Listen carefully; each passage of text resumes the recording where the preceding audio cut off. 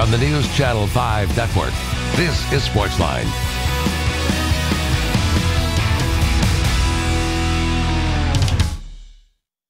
Good evening, Nashville. Welcome to SportsLine. I'm Jon Burton with you for the next hour, our first Wednesday extravaganza in quite some time. It is good to be back on the Wednesday night edition of SportsLine. Again, it's been a while since we've gotten together on a Wednesday evening. So much has happened, obviously.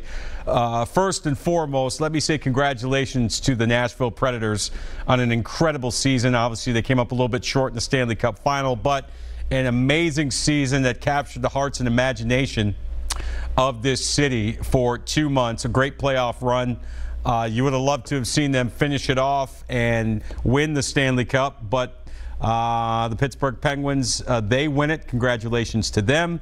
Of course, if you know me, you know that I've got ties to Pittsburgh. I used to cover the Penguins, lived in Pittsburgh, and worked there for over a decade. So I'm going to give you an opportunity tonight, Preds fans, to give us your message to the Preds. What is your message to the Nashville Predators after this incredible postseason run?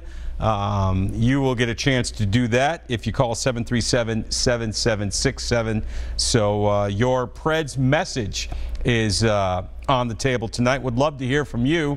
Have not heard from you guys in a while, so we definitely would love to hear what you have to say about that as well. Also tonight, you know, I did this 3 years ago, and I was mocked for it, and deservedly so. But I'm doing it again. Producer Courtney, do you have a drum roll? Is there a drum roll back there that you can play? You should hear the horror in her voice when she says, "No, John, we don't have a drum roll," but that's okay. Everybody out there, give me a drum roll. I'll give myself a drum roll. You ready?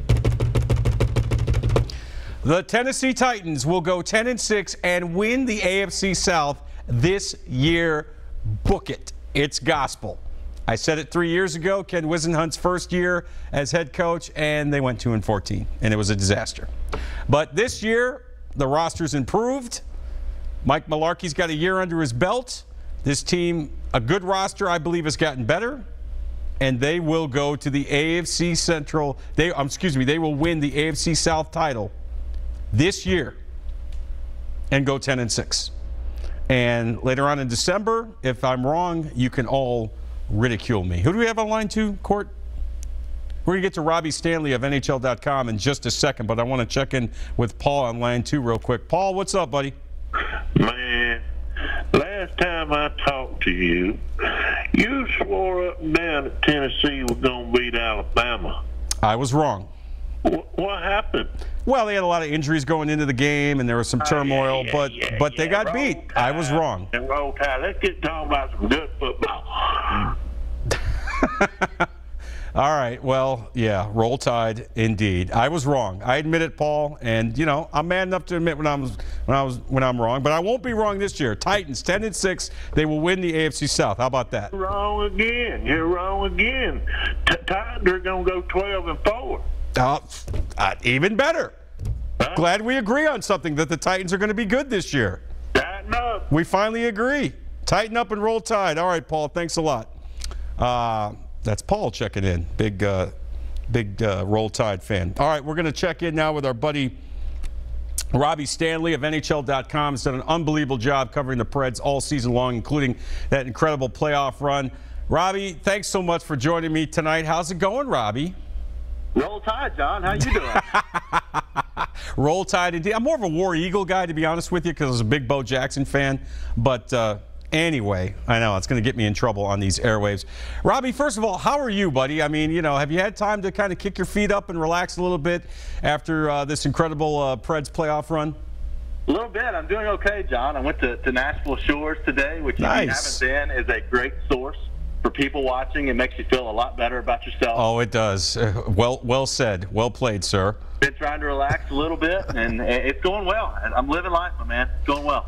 Absolutely. Robbie, all right, here we go. We've got prospect camp going on right now, the draft picks from the last few years, including this year's class. What can you tell me about what you've seen from these prospects? I know there's not a lot to glean from it. They're doing mostly drills. I know they're doing some scrimmage work. Anybody stand out, anything stand out from prospect camp?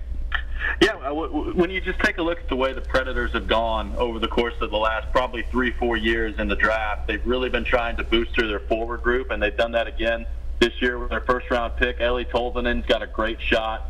He looks very impressive to me. I still think he's probably 2-3 years away from being an NHL player, but there's no question you can see why the Predators drafted him in the first round this year. He's got a great shot, good offensive senses about him, and that's the case with a lot of players they've gotten. I mean, they've done a really good job, I think, over the last few years of boosting their forward group and developing some of these younger guys that could step into bigger roles as the seasons progress. And we saw it in the playoffs last year, and a few weeks ago with Gaudreau and Auberg and those guys stepping in and really doing a good job. So that's what stood out to me so far in this prospect camp. Like you said, it's tough to really tell from drills and stuff that they've been doing, but they will play a game on Friday night that I'm excited to see. And I just think they have a lot of young talent in their system right now. And like we found out in the playoffs, you never know when you're going to need that young talent. So they've been pretty good at developing those players, and I think they have a chance to have some pretty good players in this draft as well. You know, you mentioned the young talented forwards, guys that can score. And that's really important for a team, especially a team like the Nashville Predators, right? Because obviously the core of this team, the core of this franchise are those great two-way defensemen, but you need some forwards that can also put the puck in the net as well, right? There's no question, and that's kind of been the battle the Predators have been fighting throughout the history of their entire franchise. They pretty much always had good goaltending, and they pretty much always had very good defense. The last few years, the forwards have really started to come around with Philip Forsberg and Ryan Johansson, Kevin Fiala, those type of players.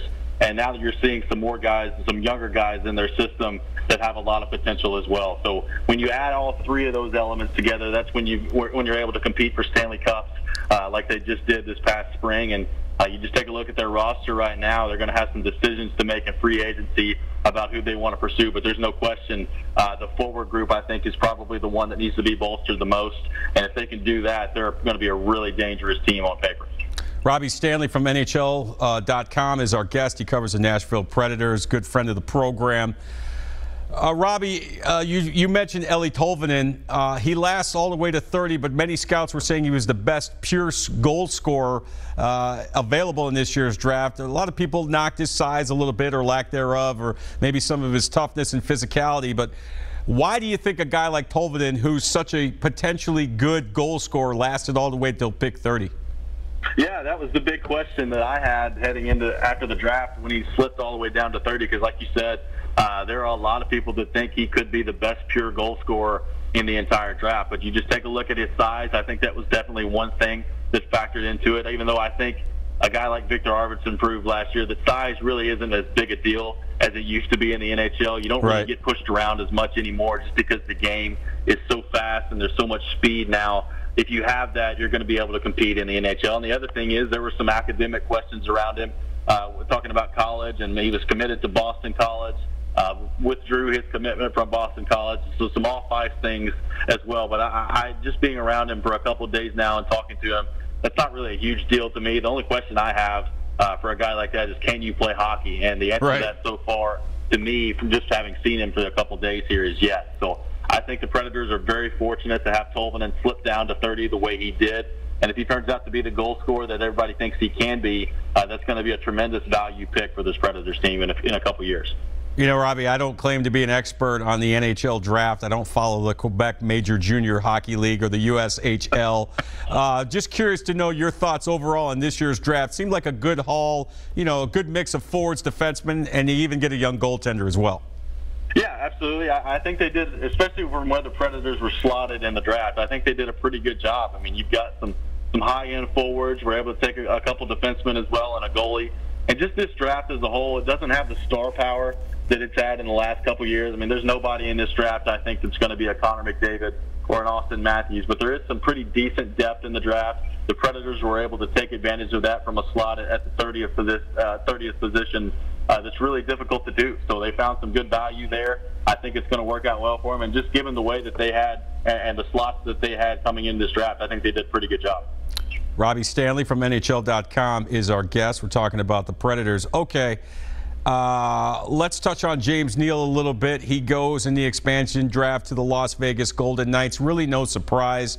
By all accounts, David Poile tried to make a deal with Vegas to try to make a trade perhaps to keep the entire roster intact. You hate to see a guy like James Neal go, but when you look at his age, when you look at 1 year left on his contract at $5 million, you look at all those factors, it seemed like something that we would all expect that James Neal would be the Predators player picked in that expansion draft. It just kind of bums me out because coming off such a great season, you have an opportunity to keep the most of this team intact for next year, and you lose a guy that's a 20, 25, 30 goal scorer in James Neal. Yeah, I mean, the expansion draft probably came for the Predators at the worst possible time because you're coming off a run to the Stanley Cup final. Like you said, they just lost a guy that scored 20 goals or more in every single season that he's been in the league. And there's only a handful of guys that have done that, and their names are Ovechkin and Kane and Taves and those type of players. So guys like James Neal don't really grow on trees. So the Predators, now that they've lost him, I think that makes free agency very important for this team because you have to go out and find a way to replace the offense that James Neal is going to provide. Certainly you hope a guy like Craig Smith can have a bounce-back season. Kevin Fiala can step in and maybe score 20 goals or so, and that'll go a long way to help replacing James Neal's offense. But there's no question in my mind, if you're the Predators, I don't think you can feel comfortable heading into the season with the roster as it currently is. You don't know what the future is going to be with Mike Fisher. You've lost James Neal, who's one of your most prolific goal scorers.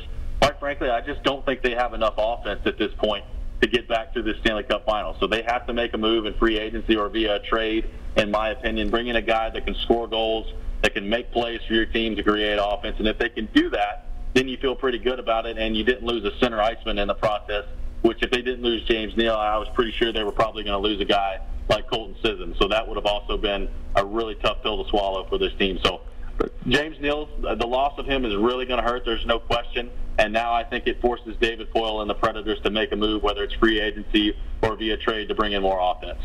Yeah, what have you heard on that front? I know the free agency period in the NHL is getting ready to start July 1st, I believe, so it'll get going this weekend. We've heard maybe there was some interest in Matt Duchene from the Colorado Avalanche. What other players have you heard that might be on the Preds' radar in terms of bringing in a forward that can score goals?